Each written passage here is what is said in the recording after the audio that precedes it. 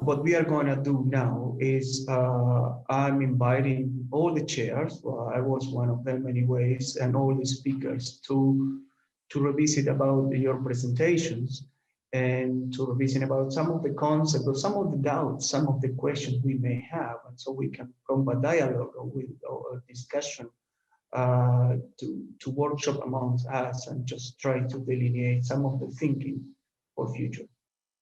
I would then just ask in the session one, stream one, Ian, would you like to have a kickoff with the talk of Terry? Terry is not here with us, he had to leave. Oh, right. Well, I'm hoping that I don't have to answer all the questions. As Terry said, his talk was very chewy. It has a lot of very complex constructs within it, but in a fascinating talk. So basically, Terry was trying to break down the juxtaposition between this idea of nature and urban, and the idea that urban is bad and nature is good, and that nature is restorative and recovering, whereas urban is the thing that creates stress. So he talked about two theories that are currently in place. So Terry is a psychologist with a broad range of background, interested in health and well-being of humans, but the relationships between nature and urban spaces. The first theory is the stress recovery idea, and the second is attention restorative. So both of them are based on individuals, and the fact that nature is seen as being, or urban is seen as being stressful and requiring a lot of concentration and our attention, whereas nature is there to allow us to recover from that stress or recover from the efforts that we require to be paying attention. What Terry was trying to do was talk about the fact that we, those are individual, but a lot of our contexts are in relation to our relationships with others, be that across relationships between two individuals or more collectively across communities and society. And so he came up with two new ideas for, one was called relational restoration theory. So the idea of restoration of relationships and how context can play a part in that. And the other one is collective restoration theory. So that's the way in which optimism might grow, for example, within a collective group of people. So optimism in relation to recovering from the pandemic. So he said that we can gain, so it's our relationship with others that's important for us in terms of the ways in which restoration is delivered, and that can happen in any context, that be that rural or urban. And whilst I have done no favors to him in trying to summarize his very complex and deep thinking of this in that short period of time, I'm hoping that it gives you an idea about the fact that I think psychology can play a very important part in the way in which we think about scapes in this particular conference. So thanks, Pablo. Thanks to you, Ian. That was I think it's a fantastic summary. I'm going to ask now. I was the chair of Emilio's talk. Emilio talked about ecosystem services and different spatiotemporal scales. But instead of me summarizing it, who better than Emilio there? Emilio, could you put some sentences there? So I'll put you in the spot again. But Ian is laughing about it, so that would be fantastic. Why should I, if I got you, right? Okay, you put me on the spot. That's okay. Let's see what I can come up with. Just say you did a fantastic talk, Emilio. Oh, thank you. I mean, yes. I mean, yeah. I mean, yes, of course. What would you? You're very kind. What else would you be able to say? A picture that might elicit a better idea, but I guess the gist of what I was trying to say is that, if we start thinking of space and in adding time, not just as having these discrete boundaries, and instead of seeing processes, like in this case, intercropping or patterns that are imposed on the landscape, like intercropping, instead of seeing them as discrete boxes for different types of landscape interventions, specifically in this case, instead of seeing agriculture as being intercropping or not intercropping, we start looking at these spatial interventions. It's just a continuum of possibilities. You know, certainly in intercropping, we can vary the width of the different crops, just like we can vary the spatial distribution of any landscape intervention that would eventually lead to the provision of ecosystem services. So when we think of that, and to that, we add the idea that different functional units, like, you know, call it animals, community types of plants, they have salient scales at which they operate, and that we can create spatial distributions that are complex, that in the same time, in the same place, we can have two levels of spatial distribution or multiple, just by concentrating at different scales. Then I think the main message that I'm getting to is that we have an infinite abundance of opportunities to start tweaking with these things and try to design spatial distributions of interventions and combinations in landscapes that will lead to good levels of sustainable function, not just production, but sustainable function and provision of the things that we need to be whole. Ian, in your brief recap, which I really appreciated of the presentation that I couldn't attend, you reminded me of one of the salient papers, that I'd read, in which they documented a dose response, not just an effect, but a dose response of the amount of green green landscape area near the homes of kids on their health, and their mental health for the rest of their lives.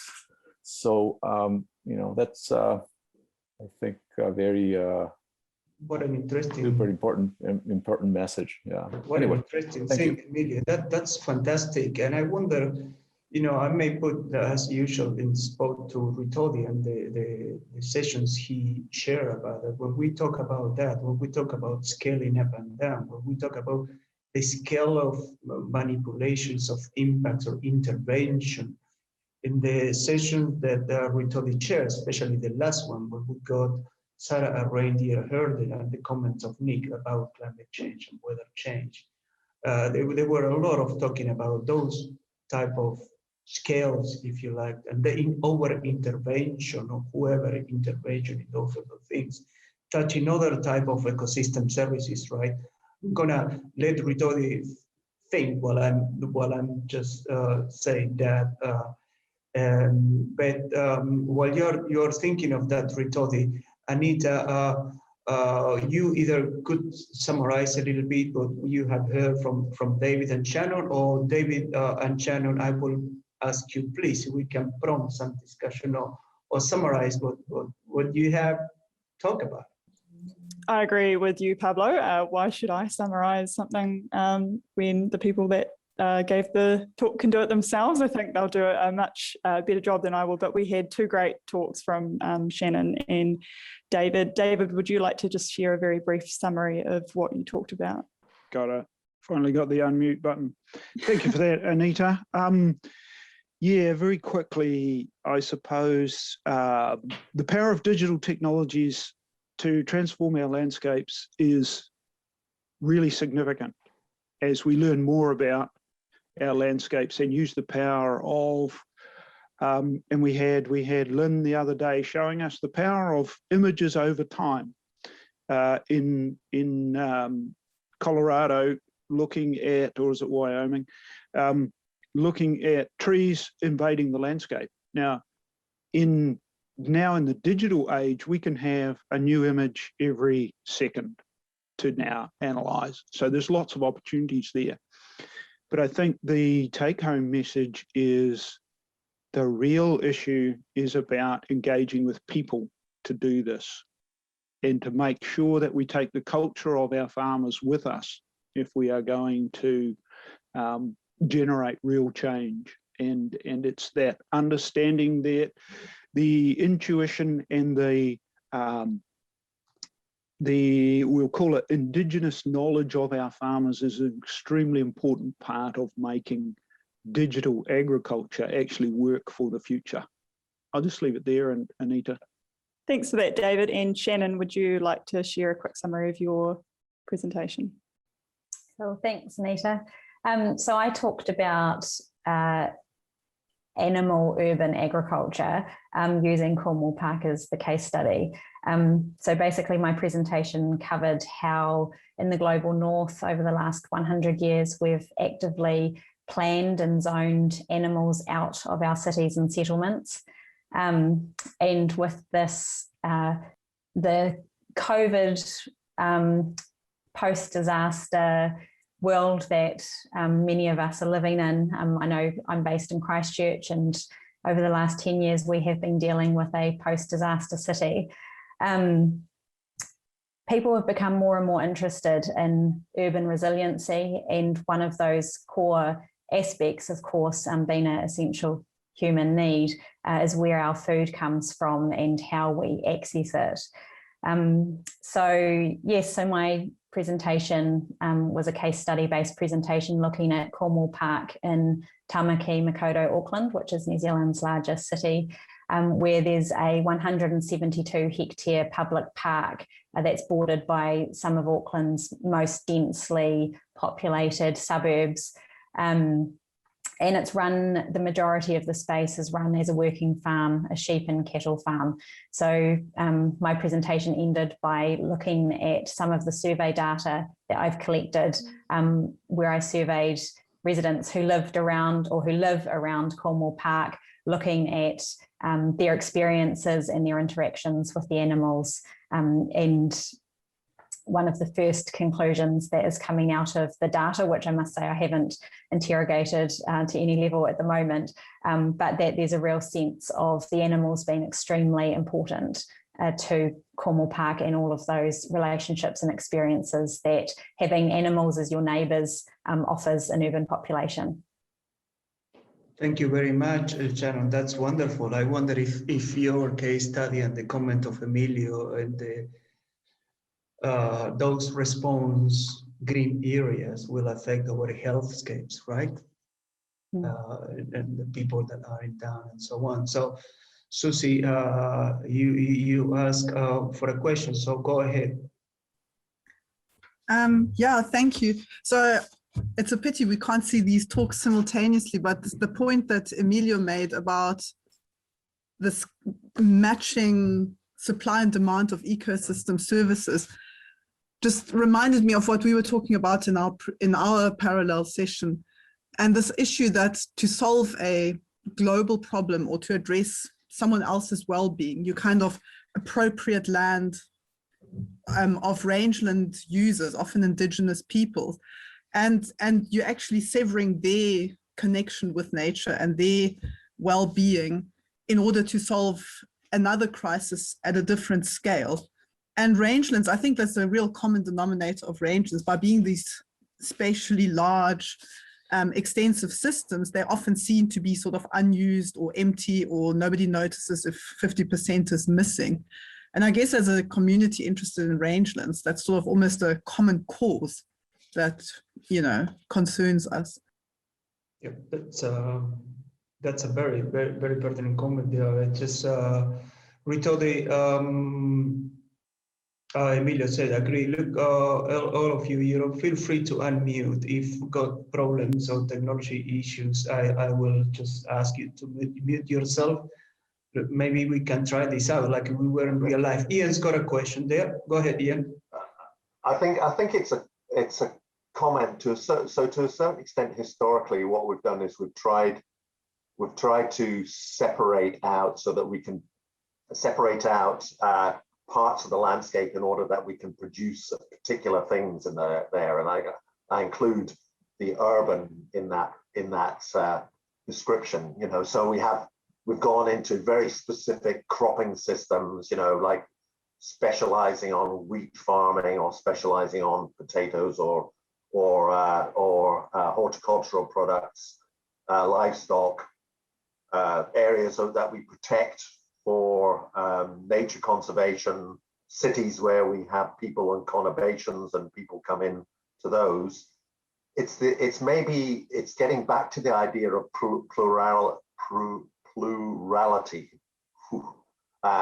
where we actually, in spaces, we expect a range of different goods and services to be provided, rather than seeing them as, in effect, broken down into these disciplinary homes.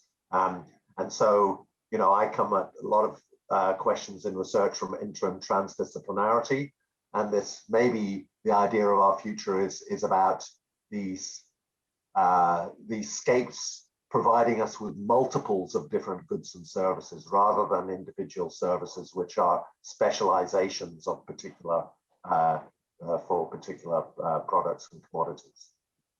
Yeah, I echo your point, Ian. That's perhaps a better way of emphasizing some of the ideas that I wanted to bring about, which is about, you know, interspersing as necessary and in a calculated way the sources and the demands, the supply and the demands for the different services. I mean, certainly there's a place for preserved areas, pristine areas. Certainly, I don't want to speak against that.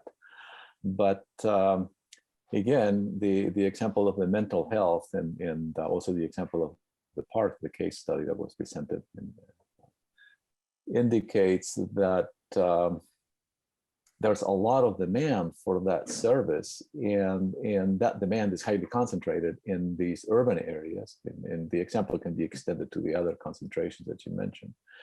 And the only way that demand is going to be supplied is if there's some better degree of interspersion between these green areas and this, you know, more, I call them more benign landscapes, and the places where people live.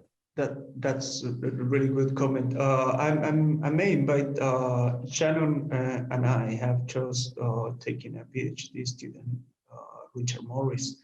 And in fact, he's starting to deal with that issues. I'm not the one to summarize it. I have just text Richard, and Richard apologize, although he's present, he's holding his baby there, so he can't comment. But if Shannon, if you are there, and I know I'm putting you in spot as well there, would you like to throw some thoughts of what Richard is going to be doing? You really are putting me on the spot, Pablo. I know, considering he hasn't presented his proposal yet. I know, that's the whole point, Janet. Well, in a nutshell, and Richard, you're probably listening to this and going to be horrified with how I'm going to summarize this. But I believe that you're looking at the opportunity that integrating agricultural land in especially the peri-urban zone, how that will benefit ecosystem services and allow multiple land uses to coexist effectively and positively within that peri-urban zone. In New Zealand, we are facing extensive greenfield development by way of urban sprawl on our smaller scale settlements as well as our larger scale cities. So it's a really pertinent and important issue for New Zealand, as I'm sure it is for many cities and settlements around the world. Yeah, I think Richard will fully agree with that. If not, Richard will give you a chance to put Max in some other place and make a comment there. But that's a good thing. And Emilio, and one of the things that we've been talking to Richard, so by the way of including agriculture in this spatial temporal distribution of development in both sides, right, is how we can relate, or have a food like a common language. I wish Fred was here with us, let food be your medicine, let medicine be your food. And just going back to that salient paper that you talk about is the dose relationship with mental well-being of the kids, right? Imagine if those green spaces, are in fact food providers or phytochemical providers or nutraceutical providers. So if we can travel those spaces, having the different smells that take us to different places, even if you're foreign in those lands, can take you to your actual place.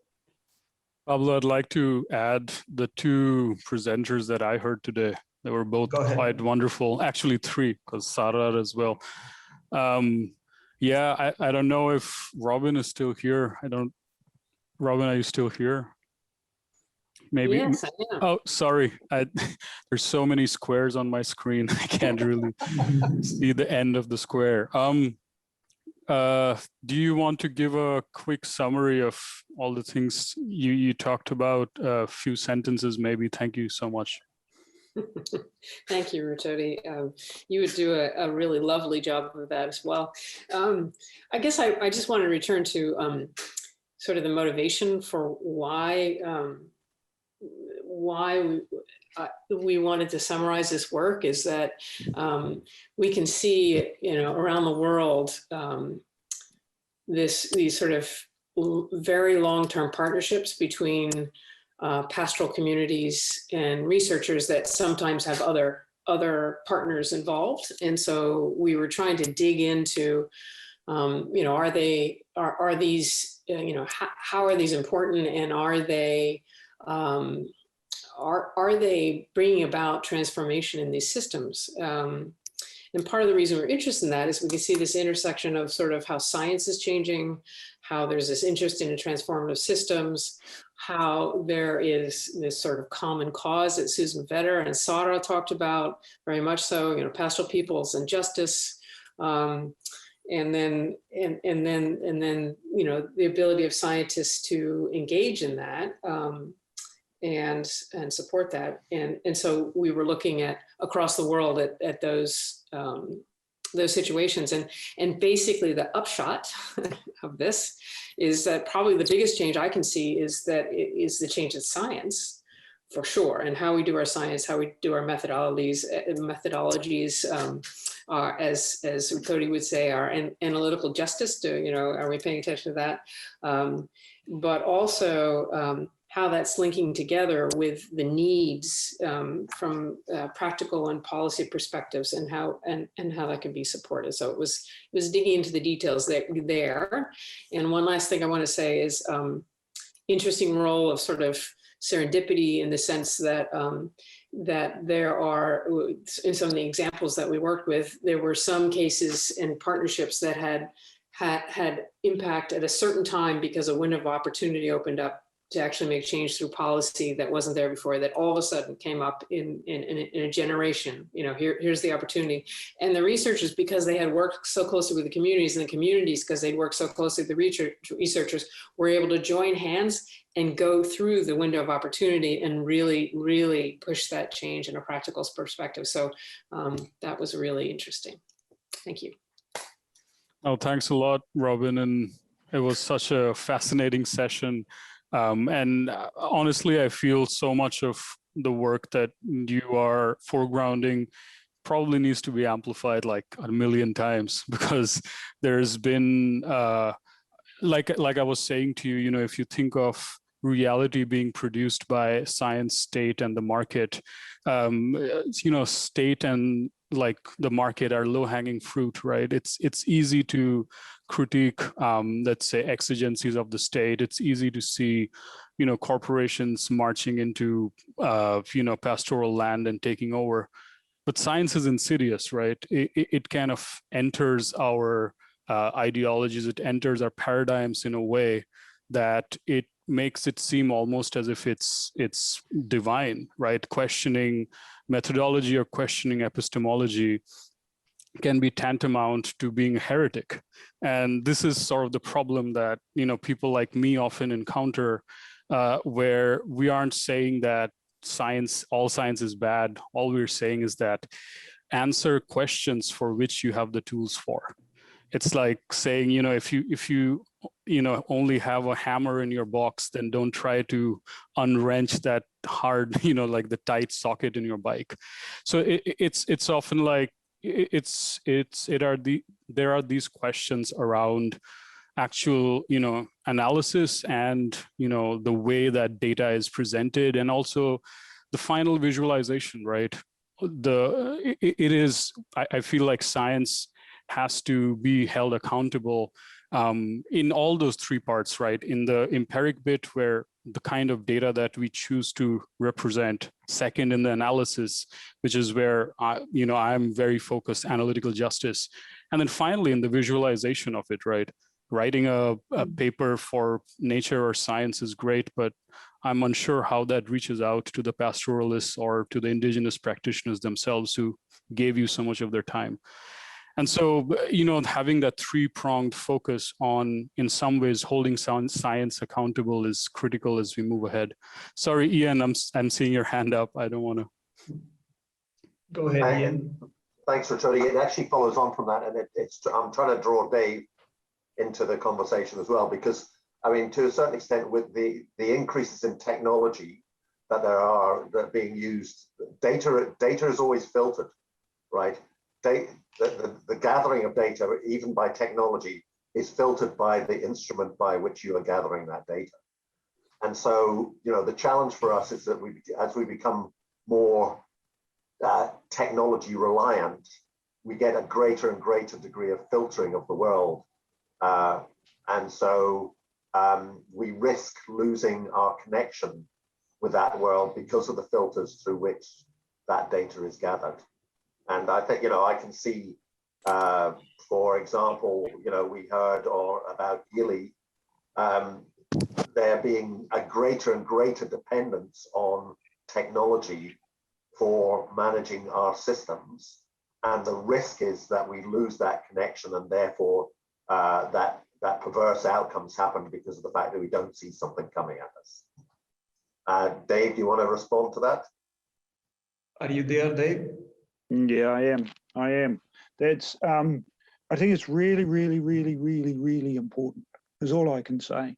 It just builds on what Robin was talking about in terms of, and in that case, I get the feeling that you're working with other indigenous populations, but really, I think that what we need to be able to do is to value the tacit knowledge of everybody in the supply chain and in the value chain.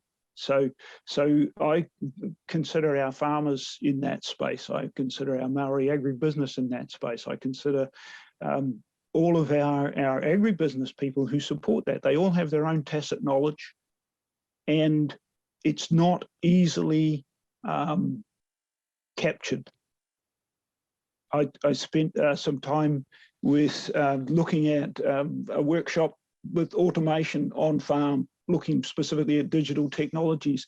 And it took me 5 minutes of quite serious questioning of a farmer to finally understand what he meant when he was talking about a decision-making process that he went through. And that's how deeply ingrained that knowledge is in the people who work the land. And we have to be able to make sure that that is represented when we're making decisions. So the way I see digital technologies is they are enabling, but they are certainly not a replacement. That's my opinion on that. In that matter, David, I'm trying to look for Sarah, but I don't think Sarah is there. Nick, can you see Sarah?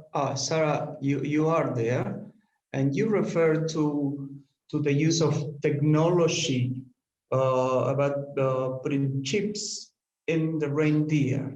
Here, I'm working personally with David as well, and we are trying to attack biological issues as well in conjunction with Ian. You made a really good comment about technology, Sarah, and how you feel about certain technologies that literally don't take you guys some into account. Could you reiterate that for the rest of the room, for the room? Because match the comments of David as well. Of course. Kunne du ha oversatt? Yeah. I can oversee Altså, But you can translate it if you like. Det med chip tenker jeg jo at er et stort overgrep sånn på en spesifikk tradisjonsarv som er reinmerker. Okay, she says that a chip, that is a overgrip. It's a threat, a challenge to a particular part of cultural inheritance, which the traditional cuts in the ears actually represent. Sånn teknologi i sin helhet tenker jeg jo at reindrifta har jo tatt i bruk mange andre teknologiske løsninger, sånn som sånne bjeller med GPS-sporing, som er veldig praktisk. Okay, so in reindeer husbandry, there are all kinds of technologies available, and reindeer husbandry does use traditional bells on collars, which also have GPS units incorporated with them. Så reindrifta er nok veldig åpen for teknologiske løsninger, men det er bare akkurat når det blir det at det blir påtvingt, og det går utover en arv som står veldig sterkt, og hvor det ligger mye kunnskap bak. The reindeer husbandry is open for new technologies, but in this case, it's forced on us, and it is a threat to something which is so central culturally.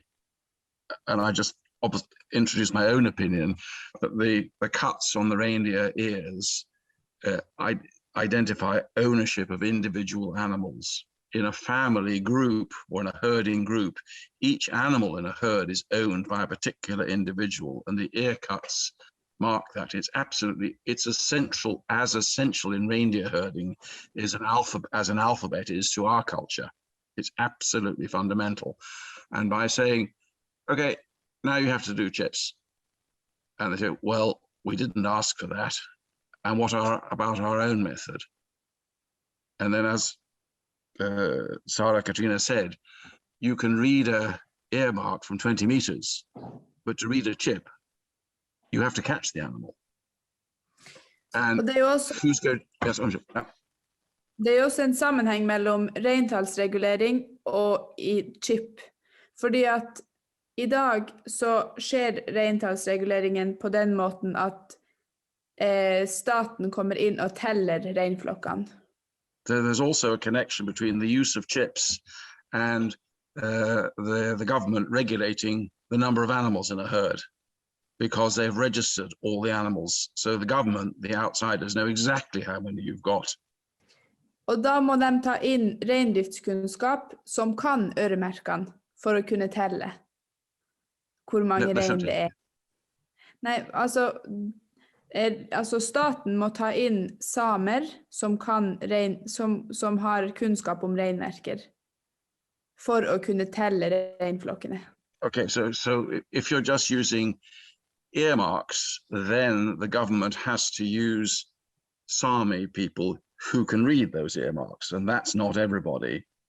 But with chips, you open up your herd to inspection by all kinds of people, and that's not part of the tradition. Så det er en del av et større kontrollbehov som staten har ovenfor reindrifta. It's part of a expanding need for control the state has for reindeer herding. Som ikke er ønsket fra reindriftas side. Which reindeer husbandry does not wish. Of course not. That's a very good comment. So I couldn't help think of this, David. I'm just going to throw my thought on you. Let's imagine, because you and AgriResearch have been working in virtual fencing, and I imagine ideally we would like to control every animal and what they do, where they move, or where they urinate, or where they defecate, landscapes or grazing scapes, do you think that eventually, if that technology become available or readily useful, the government is going to say, well, if you cannot control that animal, you need to not have that animal on your parcels? Do you think we could get into a similar situation in New Zealand where we cannot control individuality of the animals, or we cannot use technology in the animals? We shouldn't have the animal. It's a really interesting thought, because I suppose we have quite a different approach in New Zealand compared to, say, with the reindeer herding. And in fact, interestingly enough, we are looking at the opportunities that arise from having that data and being able to share it. And so what we're thinking, and certainly some of our Maori agribusiness groups are thinking, is what they call hyper-transparency, and actually sharing all of their data with their potential markets. Now, that, I suppose, is because with what we're doing, we're exporting 95 to 97% of everything that we produce as an animal product, and therefore we want to connect directly with our consumer. And so by opening up and letting people see what we're doing and understand what we're doing and how we farm, we see that as a real opportunity to connect, to add value to our products and all those sort of things. And as to Pablo's question, I really don't think that we are going to be in the near future in the space of the government wanting to step in and control the something like 50 million livestock units in the country anytime soon. It has enough trouble tracking the 5 million people. Anyway. Thank you. That's one of the things. It's amazing how you see parallelisms or not. Yeah. One of the comments Emilio just talking about the technology, and if the technology will end up enable other people outside our own patch to control how we farm, right? So those are the issues that technology could put in front of us, and as we hear from Sarah, the controlling issues, as we hear from David, they may enable us to gain markets and add value to our products, because people would feel more in or participating on that farming, if you like. Here we got some comments of Ritodi. Here we got some comments of Robin. Robin, we'll see you next week. Thank you very much for joining us. That's fantastic. Ritodi, you got a comment. Would you like to voice it up? Unmuted. Yeah, sorry. No, and Sarah, hearing you talk, it just reminds me of what I've spent, and I've seen it my whole life in a lot of other spaces, is that it is a tussle for the governance of land, right? And it is about autonomy and control, and who gets to decide the future of what it truly means to govern, and who gets to decide these things. And I am completely with you on this, is that at times I feel that there is a false, I would say, weighing that's happening here, right? On one hand is this aspect of your own autonomy and of your own need to engage in human nature relationships that are older than many states' existence.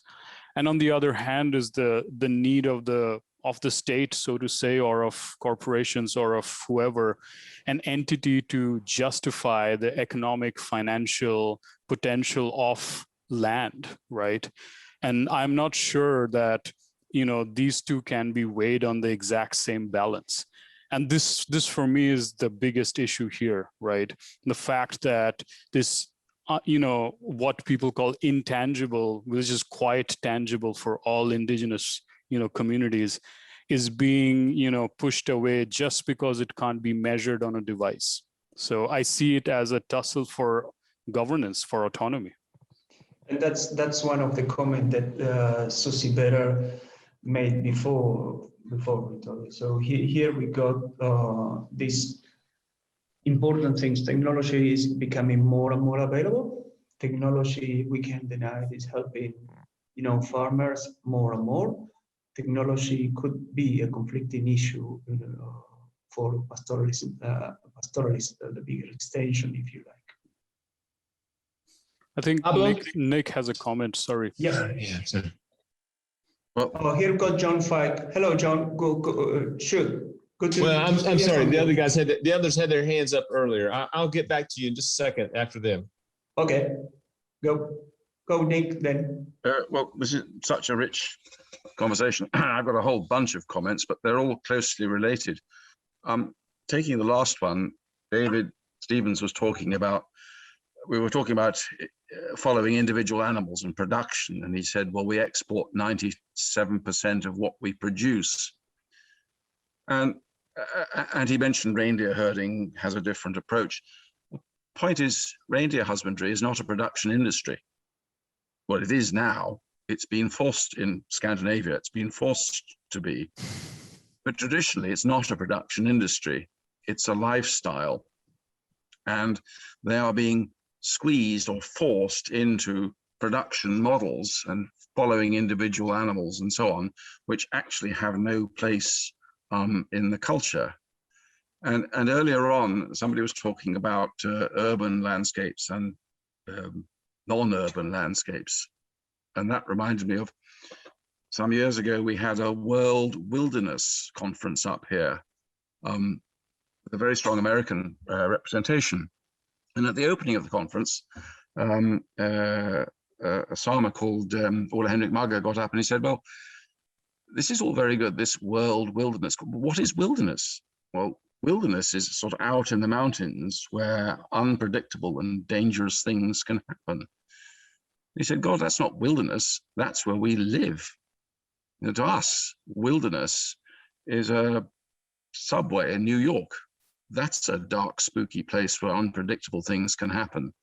We have this attitude that where pastoralists, in this case, Sami, live, oh, that's wilderness, so that's good for recreation. We get value out of this. Well, it's actually where they live.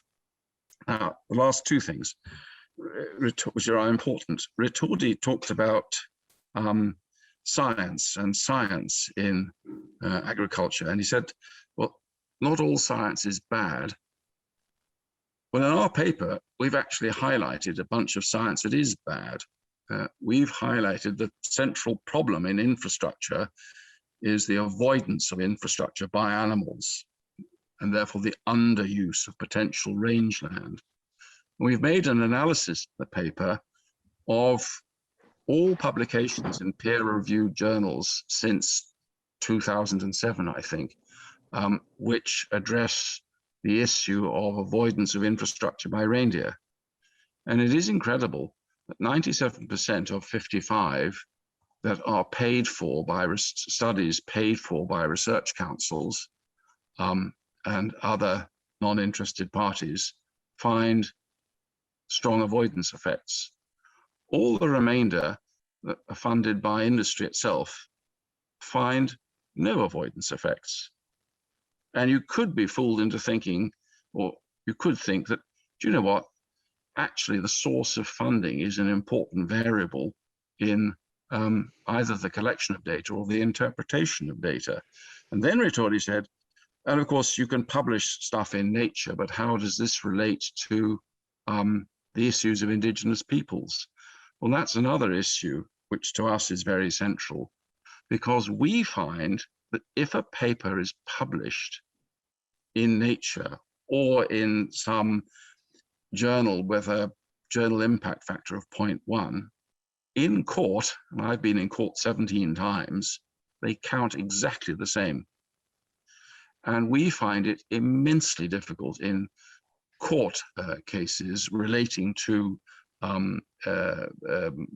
compensation to herders for infrastructure development to get the message through. It matters not how much science you throw at these people.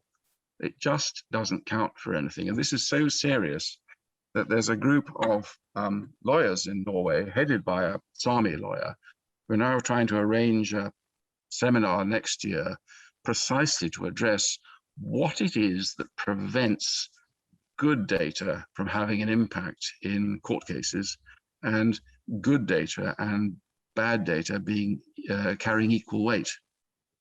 There we go. There's a lot of things, but the chief point was that reindeer herding is not a production industry, but it is treated as though it were. So thank you very much, Nick. John, you got a comment, and then we go to Richard that got a comment as well. But feel free, Lynn, you made some comments as well. Feel free to speak out. That's the whole purpose. If we interrupt each other, I think Ian had his hand up before me, so I'll give him the floor. Okay, Ian, go ahead then. Thanks a lot. I appreciate that. So just a quick comment on Nick. Just because it's published in Nature doesn't make it good science.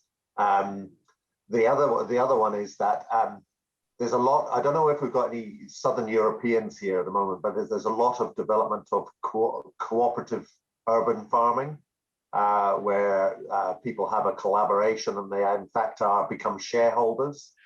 And the questions are then, how do shareholders make collective decisions around the way in which farming happens? So I can just imagine, in Dave Stevens' situation, where the shareholders in companies are the ones that make a decision about where an animal will move, depending on what the particular aspect of their business model they feel as though is important.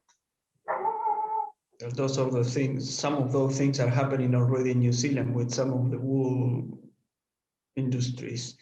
But yeah, go ahead, John. Sorry, my dog knocked my hand when I was working on the mouse. So. Pablo, you were talking about technology, and there was an interesting article out of Holland several years ago that talked about what did it mean to be a dairy farmer when you started using robotic milkers. And very interesting how the animal behavior changes when you start using robots. But the other part of that paper was essentially, the dairyman had to rethink what it meant to be a dairy farmer. But some of the bigger questions that are coming out of this conversation are more like, what is truth? And we have people in this country that are, very divided about what truth is. And so that's challenging. And I think a bigger question would be, what does it mean to be human? And I think that a lot of this conversation is being forced by these numbers of factors, whether from the environmental side of, crises, loss of diversity, climate change, et cetera, and the imposition of technologies, that sort of thing. So we've got a lot of really big, deep questions that we have to work on. Thank you very much, John. Hopefully these are, as you know, all of these things are being recorded, and I'll have a couple of thoughts being collected so far, and we'll be collecting more thoughts during this event, and hopefully we can create something fruitful from all points of view, at the end of this workshop. Yeah, Richard, you got some comments about Tangata Whenua out there. Yeah, no, the earlier discussion triggered some thoughts from me about the degree of information that government requires, and it's not just about animal husbandry, obviously to do with a lot of land information, and this is in New Zealand. The central government, local regional government all require information, and in the context of nitrogen and effects on water, you're getting very strong requirements for information from regional government for landowners to prepare plans and actually identify what their nitrogen losses are and stay within limits. In terms of the central government, there's been a long-running debate which has impinged upon local government as to how much biodiversity information central government should hold. And that's been going over 30 years since the Resource Management Act was introduced. And the collection of doing surveys and identifying areas of Indigenous biodiversity significance and putting those into plans in which those plans then control the activities of landowners. And it's very much recently resurfaced in Northland with the Northland Council identifying areas for a degree of recognition and protection in plans, and a very strong pushback from tangata whenua on that, and saying that there's a number of issues here. One, we weren't adequately consulted. Secondarily, that how is this information going to be used and imposed over our rangatiratanga or governance over our land? And thirdly, this is science information you've collected independently of us, and we have our own version of what is of importance to biodiversity based on our own Indigenous knowledge. So there's a number of factors coming to stream, and that it is a very important thing of actually who controls knowledge, who collects it, and what type of knowledge it is. Fantastic. Thank you very much, Richard, for your comments. Thank you very much to everybody. We'll see you next Monday or Sunday.